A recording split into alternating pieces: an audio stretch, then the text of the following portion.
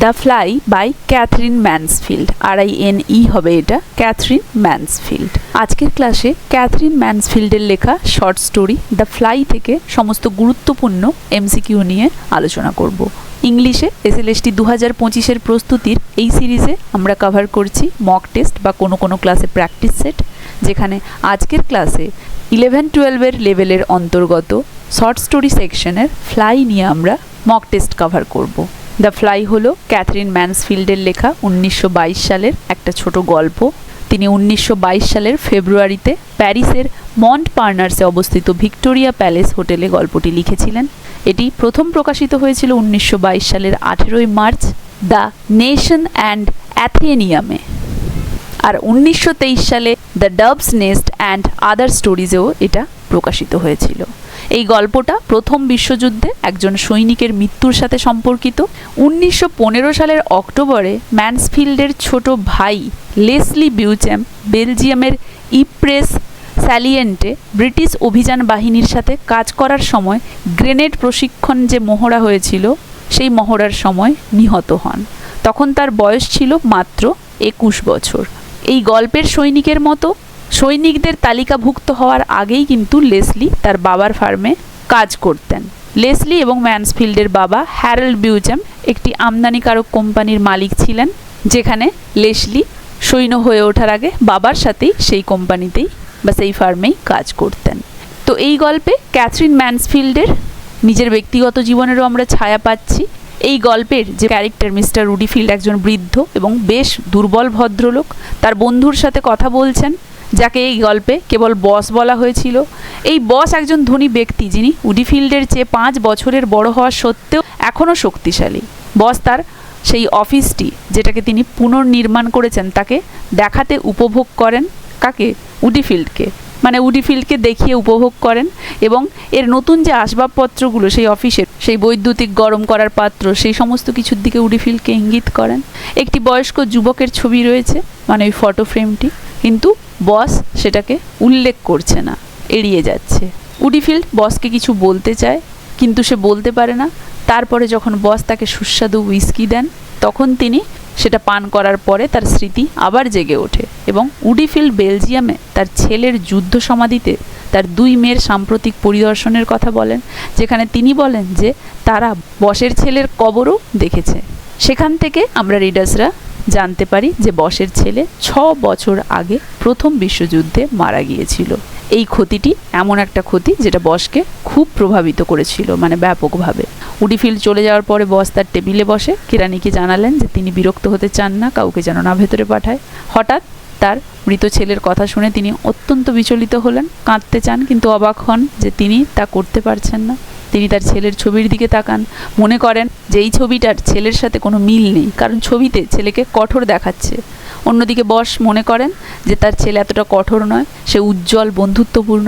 বস তখন একটি মাছিকে তার ডেস্কের সেই কালির পাত্র থেকে বের হওয়ার জন্য লড়াই করতে দেখেন। বস তাকে কালির পাত্র থেকে বের করতে সাহায্য করেন এবং লক্ষ্য করেন যে এটি কিভাবে নিজেকে সেই কালি থেকে শুকিয়ে নিচ্ছে। যখন মাছিটি নিজের কালিগুলো মুছে শুকিয়ে ওড়ার জন্য রেডি হচ্ছে, নিরাপদে থাকছে, তখন বস তার উপরে আবার একটি কালির ফোঁটা দিয়ে দিচ্ছেন। মাছিটি আবার সেটাকে রিমুভ করে সেই বিপদ কাটিয়ে উঠছে। মাছিটির সাহসের প্রশংসা করছেন, কিন্তু আবারও একটি তিনি কালির বিন্দু ওর উপরে ফেলে দিচ্ছেন। তিনি মাছিটিকে আবারও শুকিয়ে যেতে দেখছেন, যদিও প্রথমবারের চেয়ে কম শক্তিতে, তবুও তিনি আবারও তার উপরে কালির ফোঁটা ফেলছেন। তৃতীয় ফোঁটার মধ্যে মাছিটি মারাত্মকভাবে দুর্বল হয়ে পড়ে এবং মারা যায়। তখন বস মৃত মাছিটিকে তার নিষ্ঠুর খেলার জন্য তার নিচে থাকা ব্লটিং পেপারটি সহ আবর্জনার ঝুড়িতে ফেলে দেন। তিনি তার কেরানির কাছে নতুন ব্লটিং পেপার চান এবং হঠাৎ একটা দুঃখ অনুভব করেন, যা তাকে ভীত করে তোলে এবং নিজেকে নিঃস্ব মনে করিয়ে দেয়। মাছিটি দেখার আগে তিনি কী ভাবছিলেন সেটা তিনি মনে করার চেষ্টা করেন, কিন্তু যেই শোকটা তার মনে এখন গাঁথা হয়ে গেল, সেটার জন্য সেটা তিনি আর মনে করতে পারেন না। এটাই আমরা এই গল্পে পেয়েছিলাম। তো এই গল্প থেকে সমস্ত গুরুত্বপূর্ণ MCQগুলো নিয়ে আজকের মক টেস্ট আমরা অ্যাটেন্ড করব। তো সরাসরি কোয়েশ্চেন আনসার আলোচনা যাওয়ার আগে বলে রাখি, যারা যারা চ্যানেলে নতুন কাইন্ডলি চ্যানেলটা সাবস্ক্রাইব করবে এবং চ্যানেলটা ফলো করে বেল আইকনটা অবশ্যই প্রেস করে দেবে, তাহলে পরবর্তী প্র্যাকটিস সেটের নোটিফিকেশন সহজেই তোমার কাছে পৌঁছে যাবে। এছাড়া ভিডিওটা ভালো লাগলে অবশ্যই লাইক ও শেয়ারের পাশাপাশি একটা হাইপ করে দেবে এবং SLST সংক্রান্ত যাবতীয় নোটস ও প্র্যাকটিস সেটের জন্য PDF পেতে হলে তোমরা সরাসরি ডেসক্রিপশন বক্সে দেওয়া হোয়াটসঅ্যাপ নাম্বারে কন্ট্যাক্ট করতে পারো। এছাড়াও ধারাবাহিকতা বজায় রেখে ডেইলি মক টেস্টের জন্য তোমরা সরাসরি আমার অনলাইন মক টেস্ট ব্যাচেও জয়েন করতে পারো। অনলাইন মক টেস্ট ব্যাচের লিঙ্ক এই ভিডিওর ডেসক্রিপশন বক্সে দেওয়া থাকছে। আর SLST সংক্রান্ত কোনো ইনফরমেশন বা ইংলিশ রিলেটেড যে কোনো ধরনের কোয়ারি থাকলে তোমরা সরাসরি আমার টেলিগ্রাম গ্রুপে বা হোয়াটসঅ্যাপ চ্যানেলে যুক্ত হয়ে যেতে পারো।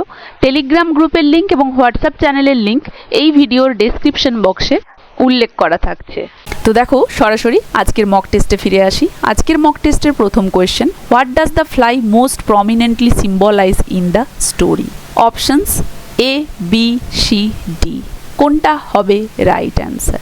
Fly most prominently symbolise human persistence, hopelessness before fate, innocence of the boss's son, the futility of material success. কোনটা হবে রাইট অ্যান্সার?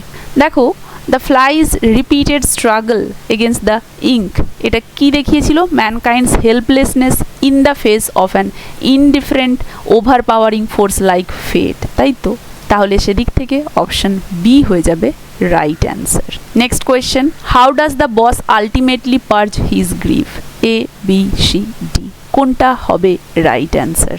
এক্ষেত্রে রাইট অ্যান্সার হবে অপশন সি, কারণ the boss subconsciously displace his grief on to the fly. তার উপরে সেই কালি apply করে এবং তার স্ট্রাগলটা দেখে পর্যবেক্ষণ করে তার সেই ইমোশনাল এনার্জিটা এক্সপেন্ড করেছিল, living no grief for his son afterward, তাই তো? অপশন সি হয়ে যাবে right answer. Next, what triggers the boss's grief about his son? A, B, C, D। কোনটা হবে রাইট অ্যান্সার? দেখো উডিফিল্ড যখন এসে বলল যে তার মেয়েরা বেলজিয়াম ভিজিট করেছিল রেগির গ্রেভ দেখতে, সেখানে তারা বসের ছেলেরও গ্রেভ দেখেছে, এই জিনিসটা, তাহলে অপশন বি হয়ে যাবে right answer, a visit from Mister Woodifield. Next question, why is the boss unable to weep after intending to do so? A, B, C, D। কোনটা হবে রাইট অ্যান্সার? কি বলেছে? Boss unable to weep after intending to do so, he never truly loves his son, he is emotionally numb, নাকি uses cruelty to displace his sorrow, he is in Daniel. কোনটা হবে right answer? দেখো though he wanted মানে intended বা arrange to weep, no tears come, তাই তো? His grief has been eroded by time and avoidance, showing emotional numbness, তাহলে option B হয়ে যাবে right answer. Next, Mansfield's repeated phrase 6 years ago suggests A, B, C, D। কোনটা হবে right answer? দেখো repetition reflects the boss's compulsive clinging to his son's death and his inability to heal emotionally over those 6 years। সেদিক থেকে option B হয়ে যাচ্ছে right answer. Next question, what does on the strict QT mean when used by the boss? A, B, C, D। loudly, secretly, formally, quickly। দেখো on the strict QT, এখানে QT is a shorthand for quiet, meaning confidently or in strict confidence, তাহলে option C হয়ে যাবে right answer. Next, how is old Mr. Woodfield depicted at the story's start? A, B, C, D। কোনটা হবে right answer? উডিফিলকে দেখানো হয়েছিল as frail and kept indoors except on Tuesdays when he visits his old boss, symbolizing aging and confinement, তাহলে option C হয়ে যাচ্ছে right answer. Next, the well furnished office belongs to A, B, C, D। কোনটা হবে right answer? দেখো boss's beautiful decoration of the office, এটা পুরোপুরি ছিল to conceal his deep sorrow and loss, তাহলে অপশন সি হয়ে যাবে right answer. Next, the line he is a plucky little devil refers to A, B, C, D। কোনটাকে মিন করা হয়েছে? অবশ্যই ফ্লাইকে মিন করা হয়েছিল, অপশন সি।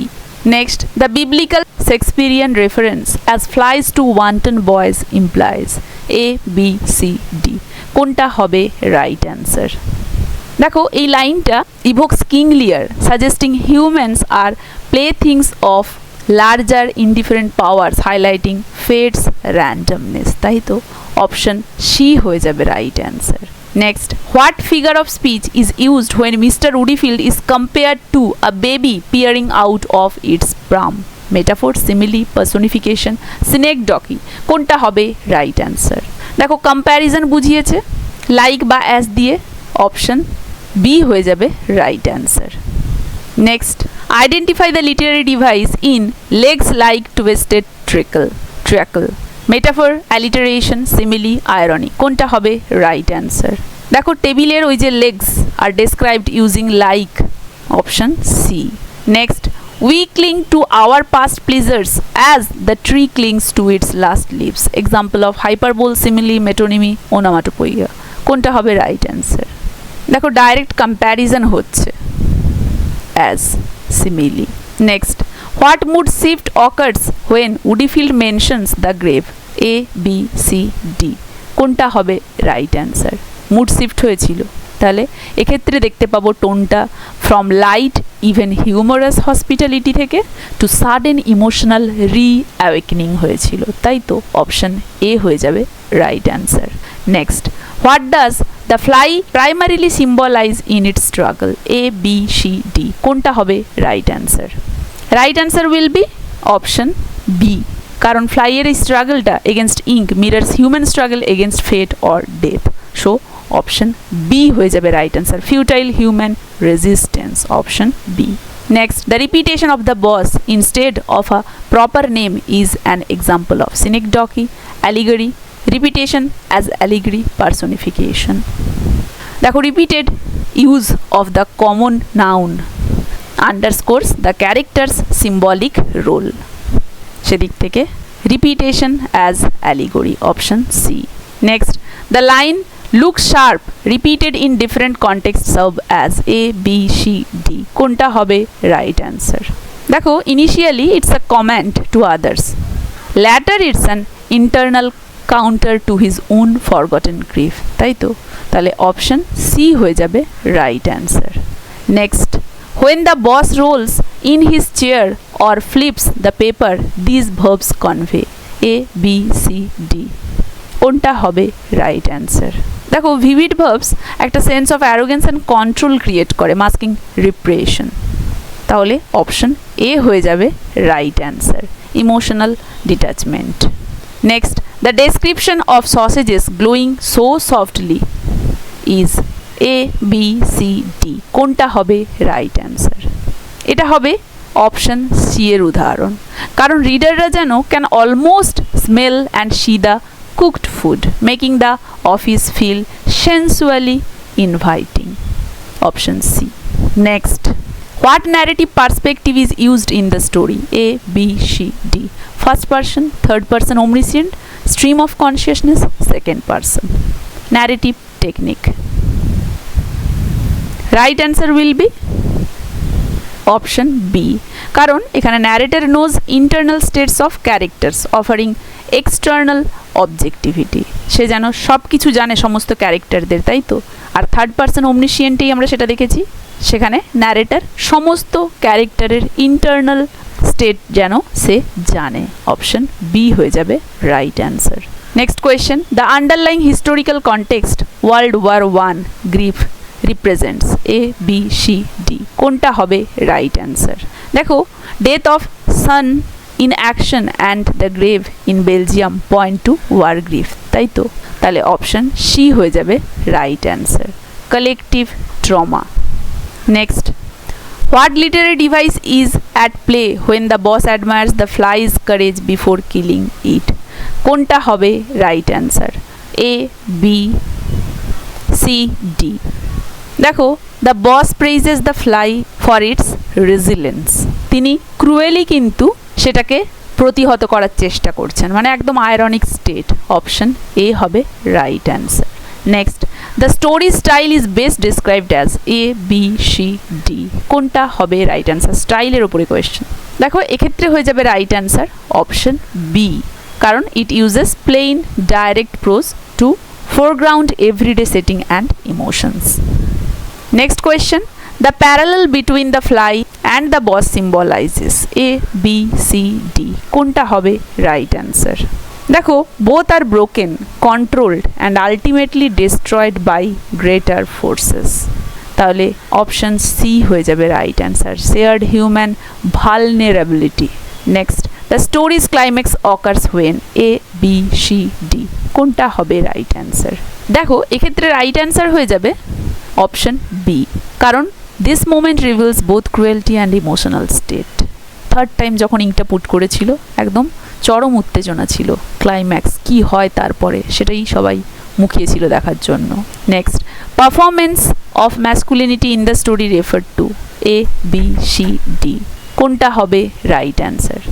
এক্ষেত্রে অপশন বি হবে রাইট অ্যান্সার, কারণ the boss employs authority and stoicism to suggest to suppress grief. Option B, command and control.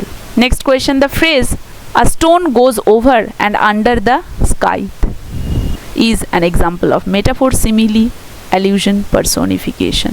Fly এর যে methodical motion তার সাথে এটা similar. It's a simile that frames the fly's methodical motion. Option B. Next, which of these elements foreshadows the boss's eventual loss of memory or emotion? A, B, C, D. কোনটা হবে right answer?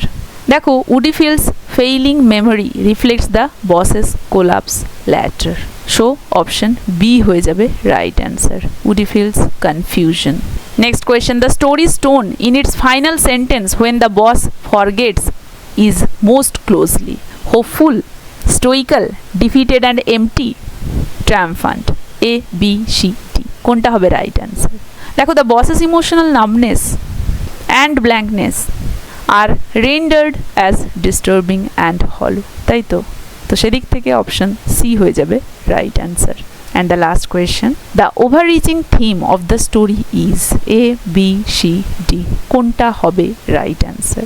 দেখো, fly এবং boss fight but ultimately succumb, suggesting human helplessness.